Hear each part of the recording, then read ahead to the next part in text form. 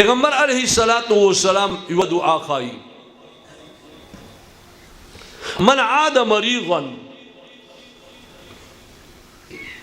ولم يحضر اجله فقال عنده 7 مرار. پیغمبر علیہ السلام فرمائی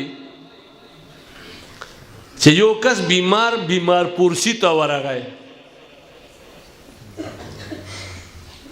او دا کس دی بیماری نه مرګ نه ولیکلی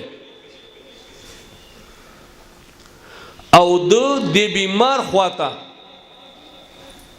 وزل دا دعا ویلا اسأل الله العظیم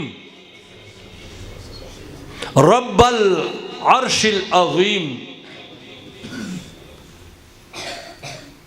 ان یشفیک. درې کلمات اسأل الله العظیم رب العرش العظیم ان یشفیک.